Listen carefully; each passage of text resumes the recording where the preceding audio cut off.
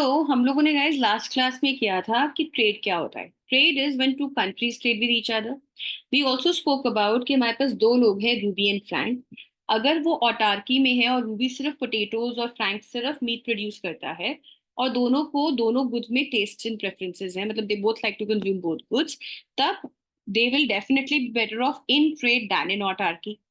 Second हमने किया, अगर रूबी जो है वो पोटेटोज फ्रैंक से ज्यादा बेटर प्रोड्यूस कर सकती है कम टाइम में, एंड फ्रैंक जो है कम टाइम कम कॉस्ट में मीट प्रोड्यूस कर सकता है रूबी के कंपैरिजन में, तब भी जो ट्रेड है वो दोनों को बेटर ऑफ करेगा ही करेगा। बट अब हम थर्ड सिनारियो पे आते हैं अपने, द थर्ड सिनारियो। और थर्ड सिनारियो को हम बिल्ड करेंगे स्टेप बाय स्टेप, क्योंकि जो थर्ड सिनारियो है हमारा वो एग्जाम पर्सपेक्टिव से काफी ज्यादा इंपॉर्टेंट है, काफी ज्यादा इंपॉर्टेंट है। ओके, सो जब हमारे पास रूबी और फ्रैंक की हम बात कर रहे हैं, जब हमारे पास रूबी और फ्रैंक का ये वाला सिनेरियो आता है, then we need to actually look at things a lot more closely. Okay, so which is why we build it in the terms of table. तो हमारे पास दो लोग हैं, रूबी एंड फ्रैंक। दोनों के पास let's say 8 hours a day का time period है जो अवेलेबल है, राइट? और हमारे को ये वाली फॉलोइंग इंफॉर्मेशन दी हुई है। हम इसको, इस इंफॉर्मेशन को दो तरीके से अंडरस्टैंड करते हैं, तो हम दोनों तरीके से लिखेंगे भी। तो हम, एक तरीका हमारा है लिखने का कि amount produced in 8 hours, amount produced in 8 hours. या फिर हम इसको लिख सकते हैं minutes needed to produce 1 ounce of. ठीक है, minutes needed to produce 1 ounce of. So we have two goods. We have meat, potatoes, and we have two people, Frank and Ruby. ठीक है, यही बात है ना। हमारे पास दो गुड्स हैं, meat and potato. We have two people, Frank and Ruby. अगर हमें ये दिया हो तो हम ये निकाल सकते हैं, ये दिया हो तो ये निकाल सकते हैं। Let's see how. मुझे बोला गया कि फ्रैंक को 60 मिनट्स चाहिए होते हैं 1 ounce ऑफ मीट प्रोड्यूस करने के लिए, और फ्रैंक को 15 मिनट्स चाहिए होते हैं 1 ounce ऑफ पोटेटोज प्रोड्यूस करने के लिए। रूबी को 20 मिनट्स चाहिए होते हैं 1 ounce ऑफ मीट प्रोड्यूस करने के लिए, और 10 मिनट्स चाहिए होते हैं 1 ounce ऑफ पोटेटोज प्रोड्यूस करने के लिए। तो ये हमारे पास मिनट्स नीडेड आ गए। मिनट्स जो होते हैं बेटा, that is like your cost, क्योंकि जितना ना आपको टाइम ज्यादा लगेगा उतना ही आपका कॉस्ट ज्यादा है। Here your time is equal to your expense. Your time needed means this is a cost matrix एक तरीके से। अमाउंट प्रोड्यूस मतलब this is a production matrix. तो अगर मेरे पास कॉस्ट मैट्रिक्स है तो मैं प्रोडक्शन मैट्रिक्स प्रोड्यूस कर सकती हूँ, अगर मेरे पास प्रोडक्शन मैट्रिक्स है तो मैं उससे कॉस्ट मैट्रिक्स पे आ सकती हूँ। Let's see, if if Frank can produce 1 ounce of meat in 60 minutes, that means in 8, that means what, मतलब मैं यहाँ पे आपको कैलकुलेशन दिखाती हूँ। उसको 60 मिनट्स चाहिए 1 मीट प्रोड्यूस करने के लिए। 1 मीट मतलब 1 ounce of meat। तो कैन आई से 1 hour ही नीड्स फॉर 1 मीट। अगर वो 1 घंटे में एक प्रोड्यूस करता है, एक मीट प्रोड्यूस करता है, तो वो 8 घंटे में 8 यूनिट्स ऑफ मीट प्रोड्यूस करेगा ना, right? Let's do one more, let's do one more. Frank का ही करते हैं, पोटेटोज का। फ्रैंक को चाहिए 15 minutes to produce 1 potato, right? Frank needs 15 minutes to produce 1 potato, which means 15 minutes के अंदर वो 1 यूनिट ऑफ पोटेटो प्रोड्यूस कर सकता है। How much is 15 minutes of an hour? 15 divide by 60, so in 0.25 hours वो produce कर सकता है 1 पोटेटो, राइट? तो 8 आवर्स में वो कितने वो प्रोड्यूस कर पाएगा? अगर 0.25 आवर्स में उसने एक प्रोड्यूस किया, तो 1 घंटे में उसने 4 प्रोड्यूस करे। So if in 0.25 hours he produces 1 potato, तो first 15 minutes 1 potato, next 15 second, next 15 third, next 15 fourth, तो 1 घंटे में उसने 4 प्रोड्यूस करे। अगर 1 घंटे में उसने 4 प्रोड्यूस करे तो 8 आवर्स में उसने कितने प्रोड्यूस करे? 32, right? And we can similarly then fill out the whole table. Let's do Ruby. Ruby ने 20 मिनट्स में 1 यूनिट ऑफ मीट प्रोड्यूस किया, तो 1 आवर में 3 यूनिट्स ऑफ मीट प्रोड्यूस किया. 20 minutes is 1, so that means 1 hour is 3. 1 hour is 3 means 8 hours is 8 to the 16. 8 threes are 24. Right? Similarly, 10 minutes for one potato. In 1 hour, she can produce 6 potatoes. And in 8 hours, she can produce 48 potatoes. 48 units of potatoes. तो ये मेरे पास मेरा table आ गया. अगर मेरे पास ये वाला table हो तो मुझे हमेशा ये वाला टेबल डिराइव करना ही करना है. This table is not really something which is useful for us.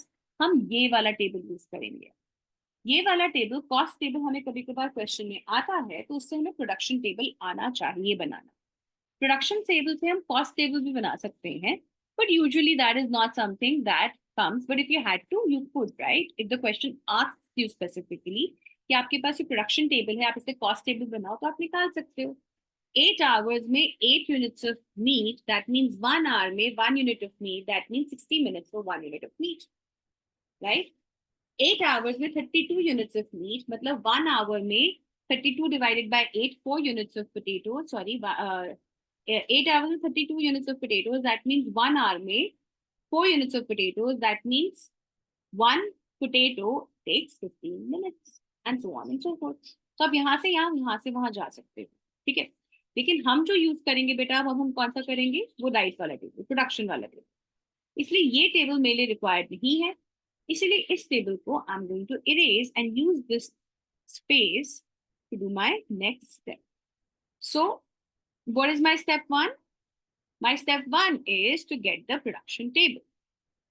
Step 1 is to get the production table. Step 1 is to get or make production table, जो कि अभी हमने बना लिया, ठीक है. Step 2 is to make production possibility frontier. PPF बनाएंगे. PPF हमें बनाना आता है बेटा, हाँ, पीपीएफ हमें बनाना आता है. For those people who had economics in the 12th, 11th, 12th grade, they know how to make PPF. For those people who did not have eco, let's make it together. Here you have potatoes and here you have wheat. This is potatoes and this is wheat. ये PPF या तो आप Frank का बना सकते हो या Ruby का बना सकते हो. पहले फ्रैंक का बनाते. What is the maximum amount of potatoes that Frank can produce? 32. You put a 32 here. What is the maximum amount of meat that Frank can produce? 8. You put a 8 here. You join these 2 points together in a straight line. That's your PPF of Frank. ये आपका क्या आ गया बेटा? Frank का PPF. कोई straight नहीं बनी थी line. Of course, when you use a scale and a pencil, you will be able to draw a straight line. ये मेरा आ गया बेटा फ्रैंक का पीपीएफ. सिमिलरली अब हम बनाएंगे रूबी का PPF. You can make it separately on a separate diagram. It works the same way, so you can make it here also. Ruby can produce 48 units of potatoes and she can also make 24 units of meat. 24 units of meat. So when you join these 2 points together, you get Ruby's PPF. Again, maybe straight line nahi ban rahi hai beta because of my pen conditions and all that. But you should be able to make very easily a straight line using a scale and a pen, pencil, whatever. This is my Ruby's PPF. Right? Frank's PPF and Ruby's PPF. जब हमने एक बार PPF बना लिया तो हमारे को ये पता लग गया कि what is the production. Now, since you see Ruby's PPF lies outside of Frank's, who can produce more potatoes? Frank or Ruby? Ruby. Who can produce more meat? Frank or Ruby? Ruby. So Ruby has an absolute advantage in producing both the goods. Both of which goods? Meat as well as potatoes. तो इसीलिए ये हमारा जो scenario है, इसके अंदर हम ये डिटरमिन करना चाहते हैं कि जब रूबी फ्रैंक के साथ ट्रेड करेगी तो रूबी को बेनिफिट होगा कि नहीं होगा. Go on to answering that question बेटा कि रूबी के लिए बेनिफिशियल होगा कि नहीं होगा ट्रेड, आपको याद होगा लास्ट चैप्टर में जो हम पीपीएफ बनाते हैं, that PPF used to look like this, that PPF used to look like this. It was bowed out. But यहाँ पे तो हमारा PPF is a straight line. Why is there a difference? Why was this bowed outward and why is this a constant line? You see, why this is a constant line is because जब भी whenever whether you take francs or rupees एक ही बात है. So whenever let's say we take francs, Frank ने बोला कि मैं पहले सारा का सारा मीट प्रोड्यूस करूंगा. तो जैसे ही उसने 1 यूनिट ऑफ पोटेटो बढ़ाया, 1 यूनिट ऑफ पोटेटो नहीं, 4 यूनिट्स ऑफ पोटेटो बढ़ाया, तो उसका 1 घंटा जो था वो मीट से पोटेटो की तरफ आ गया, क्योंकि Frank can produce 4 units of potatoes in 1 hour ना. उसने अपना 1 घंटा निकाल के मीट से पोटेटो में डाला, तो उसको 4 यूनिट्स ऑफ पोटेटो मिल गए और उसका 1 यूनिट ऑफ मीट कम हो गया. जैसे ही उसने एक और घंटा निकाला, वैसे ही उसको 4 मोर यूनिट्स ऑफ पोटेटोज मिल गए और उसका मीट जो है वो भी 1 मोर यूनिट से कम हो गया.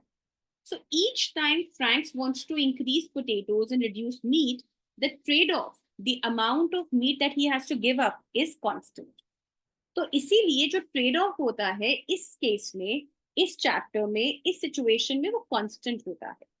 वो कांस्टेंट क्यों है? क्योंकि हमने डिफाइन कर दिया कि 1 घंटे में Frank can produce either 1 hour of meat और 4 hours of potato. अगर उसको 4 पोटेटो बनाने हैं तो उसको वो एक मीट नहीं बना सकता, क्योंकि वो 1 घंटा उसने पोटेटो में डाल दिया है. और अगर उसको 1 यूनिट ऑफ मीट बनाना है तो वो 4 यूनिट ऑफ पोटेटो नहीं बना सकता, क्योंकि उसने वो 1 घंटा मीट में डाल दिया है. तो मेरा जो ट्रेड ऑफ है इसके सिनेरियो में वो कंप्लीटली कांस्टेंट है. That is one meat for 4 potatoes for Frank and similarly same rate for Ruby. तो क्योंकि ट्रेड ऑफ कांस्टेंट है, इसीलिए क्योंकि ट्रेड ऑफ कांस्टेंट है, इसीलिए मेरा प्रोडक्शन पॉसिबिलिटी फ्रंटियर जो है बेटा, वो एक स्ट्रेट लाइन आता है. जब हमने लास्ट चैप्टर करा था, चैप्टर 2, तो उसके अंदर हमने बोला था कि जो हम लोग जैसे जैसे अपना number of units of production of one good बढ़ाते जाते हैं, तो the amount of good, the amount of other good that we can give up, that keeps on reducing, because of many reasons, like कि हमारे पास उसकी cost ज्यादा हो जाती है, स्टफ लाइक दैट. तो इस केस में उस केस में हमारे पास जो पीपीएफ था वो बोर्ड आउटवर्ड था. एंड नॉर्मली मेरा पीपीएफ बोर्ड आउटवर्ड ही होता है, लेकिन इस केस में क्योंकि मेरे पास कांस्टेंट प्रोडक्टिविटी है, इसके अंदर my PPF is a straight line. Okay, now let's imagine that initially both of these people are not trading with each other, they're in autarky. Okay, step 3, see autarky. Autarky position. Autarky में Ruby ने बोला भाई मैं अपना करूंगी, Frank ने बोला वो अपना करेगा. तो रूबी ने अपना आधा टाइम लगाया पोटेटोज पे और आधा टाइम लगाया उस पे, मीट पे. सिमिलरली फ्रैंक ने भी अपना आधा टाइम लगाया पोटेटोज पे, आधा टाइम लगाया मीट पे. अब आप बोलोगे मैम आधा आधा ही क्यों? हमारी अजम्पशन है बेटा, आप आधा आधा की जगह 1/3 2/3 भी ले सकते हो, but it doesn't make sense, because 1/3 2/3 को कैसे जस्टिफाई करोगे? वैसे तो आधे आधे को भी कैसे जस्टिफाई करोगे, but it's been a norm, हम हमेशा हाफ एंड हाफ ही लेते हैं. तो जब उसने हाफ एंड हाफ लिया तो फ्रैंक ने प्रोड्यूस किया पॉइंट ए पे, जहां पे उसने 16 यूनिट्स ऑफ पोटेटो प्रोड्यूस करे, 4 यूनिट्स ऑफ मीट कंज्यूम करे. सो फ्रैंक इज कंज्यूमिंग और प्रोड्यूसिंग, क्योंकि ऑटार्की है, production and consumption are same, 16 units of potatoes and 4 units of meat. Similarly जो रूबी है, रूबी ने प्रोड्यूस किया पॉइंट बी पे, जहां पे वो प्रोड्यूस या कंज्यूम कर रही है 24 units of potatoes and 12 units of meat. 12 units of meat. तो ये दोनों का 12 units of meat, right? ये मेरे फ्रैंक और रूबी कंज्यूम कर रहे हैं. अब रूबी एंड फ्रैंक को समझ में आता है कि हम अगर ट्रेड करेंगे तो क्या होगा. Can we increase our production, can we increase our consumption, can we do something about it. तो उसके लिए हम उनकी निकालते हैं स्पेशलाइजेशन. अब मैंने ये टेबल इसलिए इरेज कर दिया क्योंकि इस टेबल का जो डेटा था जो मुझे चाहिए था वो मेरे डायग्राम में ऑलरेडी आ चुका है. ठीक है, अब स्टेप 4, स्टेप 3 हमने ऑटार्की निकाल लिया. स्टेप 4 में हम फिगर आउट करना चाहते हैं कि हमारी स्पेशलाइजेशन क्या है. स्पेशलाइजेशन क्या है? स्पेशलाइजेशन निकालने के लिए हम निकालते हैं अपॉर्चुनिटी कॉस्ट। स्पेशलाइजेशन निकालने के लिए हम निकालते हैं अपॉर्चुनिटी कॉस्ट। सबसे पहले हम बात करते हैं बेटा फ्रैंक। फ्रैंक के लिए opportunity cost of producing meat या opportunity cost of producing potatoes क्या? फ्रैंक के लिए 32 potatoes are equivalent to 8 meat. So Frank के लिए उसके पास 8 घंटे हैं। 8 घंटे में वो क्या कर सकता है? 32 यूनिट्स ऑफ पोटेटो प्रोड्यूस कर सकता है, या फिर वो 8 यूनिट्स ऑफ मीट प्रोड्यूस कर सकता है। तो उसके लिए 32 units of potato is equal to 1 unit of meat, या फिर मैं बोल सकती हूँ 1 minute equals to 1 meat is equal to 4 units of potato. So Frank says every time I decide to produce one more meat, what happens? I have to give up 4 units of potatoes. Every time I decide to produce 4 more units of potatoes, I have to give up 1 unit of. His opportunity cost of producing 1 meat is 4 potatoes. या फिर मैं बोलूं opportunity cost of 1 potato is 1/4 meat. However you may take it. Let me just put a circle around it so that we remember it, and then do the same thing for Ruby. ठीक है? अब Ruby के लिए क्या है? Ruby के लिए भी सेम चीज है। Ruby says I can produce 8 hours में या तो 48 यूनिट्स पोटेटो के या फिर 24 यूनिट्स मीट के। So for Ruby can I say 1 meat is equal to 2 potatoes. आप इसको देखो ना, 48 divide by 24 is 2, so 1 meat is equal to 2 potatoes. ठीक है, ये आ गया बेटा रूबी का। तो एक तरीके से अपॉर्चुनिटी कॉस्ट तो कॉस्ट ही होती है ना, मतलब you just it's a different way of looking at it, but opportunity cost is nothing but a cost. तो फ्रैंक के लिए एक मीट की कॉस्ट है 4 पोटेटोज और रूबी के लिए एक मीट की कॉस्ट है 2 पोटेटोज। तो मीट किसके लिए चीपर है प्रोड्यूस करना? रूबी के लिए, because Ruby says that every time I give up 1 unit of meet I can only get 2 potatoes. So, and Frank says every time I give up 1 unit of meat, I get 4 potatoes. So, who has lesser cost? Ruby's opportunity cost of producing potatoes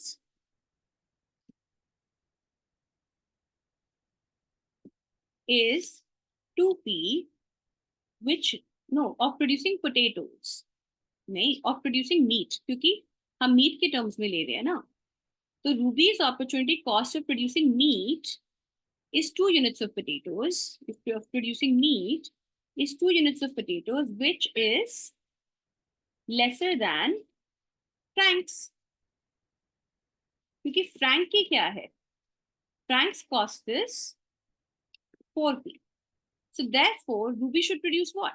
Ruby should produce वो good जिसमें उसकी cost कम है. So Ruby should produce meat. And if Ruby produces meat, then automatically Frank produces potatoes. अगर Ruby ने produce किया meet तो Frank ने क्या प्रोड्यूस किया? फ्रैंक ने प्रोड्यूस किया potatoes. So this is where we come. So Frank produces 32 units of potato and Ruby produces 24 units of meat. Okay.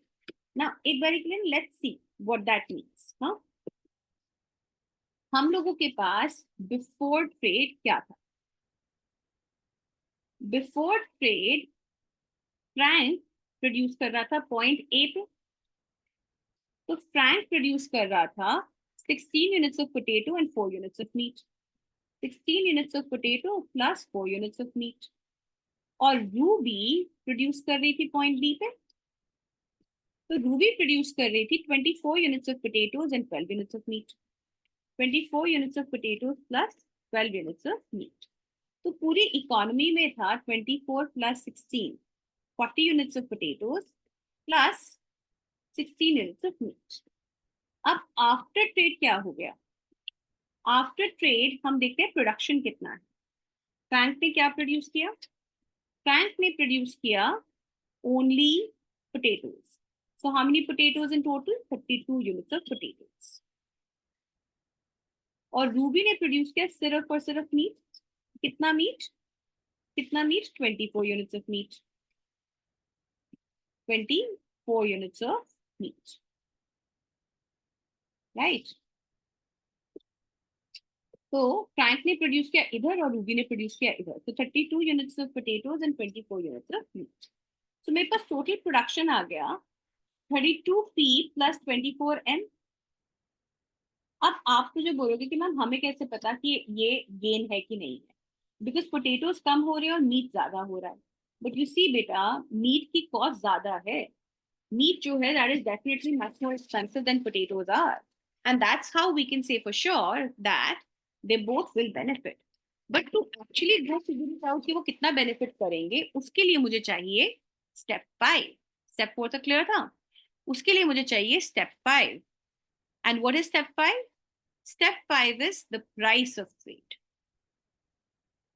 Step 5 is the price of trade. क्योंकि तभी मुझे पता लगेगा कि how many potatoes are equal to how much of meat. Before we even do price of trade, मैं आपको एक और चीज दिखाती हूँ. आप इसको एक और तरीके से भी कर सकते हो बेटा. हम ये क्यों बोलते हैं कि वो पूरा का पूरा टाइम जो है रूबी वो उसमें डालेगी, मीट में डालेगी. रूबी के लिए definitely meat is much more better, but Ruby can also do partial because let's say they both से कि नहीं हमारे को तो 40 units of production of potato चाहिए ही चाहिए. तो रूबी बोली कि ठीक है, ये जो मेरे पास 40 पोटेटोज हैं उसके लिए मैं 8 पोटेटोज और प्रोड्यूस कर लेती हूँ. 8 पोटेटोज को प्रोड्यूस करने के लिए मुझे कितना टाइम चाहिए? मैं 8 आवर्स में 48 यूनिट्स ऑफ पोटेटो प्रोड्यूस करती हूँ. इसका मतलब 1 घंटे में मैं 6 यूनिट्स ऑफ पोटेटोज प्रोड्यूस करती हूँ. Let me give my 2 hours to potatoes. Ruby says let's say कि मैं अपने 2 घंटे ना पोटेटोज में ही लगा लेती हूँ. अगर मैंने 2 घंटे में पोटेटोज लगा लिया तो फिर मुझे 2 घंटे में कितने पोटेटोज मिल गए? 12 यूनिट्स ऑफ पोटेटोज. 1 घंटे में 6 यूनिट्स, तो 2 घंटे में 12 यूनिट्स ऑफ पोटेटोज. तो उसने 12 यूनिट्स ऑफ पोटेटोज प्रोड्यूस किया, और जो उसके पास बाकी 6 आवर्स बचे वो उसने डाल दिए मीट के अंदर. अब मीट के अंदर उसने कितना प्रोड्यूस किया मीट? Let's see. वो 8 आवर्स में 24 यूनिट्स ऑफ मीट प्रोड्यूस करती है. तो वो 1 घंटे में 8 to the 16, 8 3 24, 3 units of meet produce करती है. तो वो 6 आवर्स में कितना प्रोड्यूस करेगी? 18 यूनिट्स ऑफ मीट. तो उसके पास प्रोडक्शन हो गई 12 units of potatoes plus 18 units of meet. तो मेरे पास टोटल वर्ल्ड में हो गया 2 + 2 4, 44 unit of potato plus 18 units of meat. So that way, if you compare this with this, you can see both the production of meat and potatoes are rising. So price of trade pay, of course, I will come. But if you had to prove gains from trade and you did not remember the pricing wala part, you could still do this. आपने जो भी दोनों में से weaker है उसको बोला कि फुल स्पेशलाइज करो, सारा का सारा टाइम अपने गुड में डालो, और जो ज्यादा जो दोनों गुड्स को प्रोडक्शन के अंदर बेटर है उसको उसका टाइम ऐसे डिवाइड करो कि उसका मैक्सिमम टाइम जाए उसके फेवर्ड गुड में, जस्ट जो रूबी के लिए मीट है, और कम टाइम जाए उसके अंदर, सो दैट जो पहले की प्रोडक्शन थी पोटेटोज की वो हम बैलेंस आउट कर ले. राइट? तो मैंने 12 ही क्यों चूज किया? Because I want to make sure my potato production is more than 40 और at least equal to 40, because I don't want to sacrifice on my potatoes. So once I do that, I will give the rest of the time to meat. And why did I only start with potatoes? क्योंकि 32 potatoes तो Frank ने produce कर दिए ना. अब Frank meet तो produce करेगा नहीं बिल्कुल भी, क्योंकि Frank is the weaker one of the two. तो रूबी जो है उसको अपना टाइम डिवाइड करना पड़ेगा. इसलिए हमने उसको क्या बोला कि we will put her some part of the time in potatoes just to make sure that we are at or above 40 and rest of the time in meat. ये थोड़ा ट्रायल एंड एरर से work करता है, but आ सकता है, आ जाता है. इसके अंदर जो मेरा आपका स्टेप 5 है, which is your price of trade, that I'm going to cover in the next class. Because before covering the price of trade, I want to do 1-2 more things. Then I'll cover the price of trade. And with the price of trade, you would have finished the entire numerical from this particular portion. Okay. But let's do price of trade in the next class.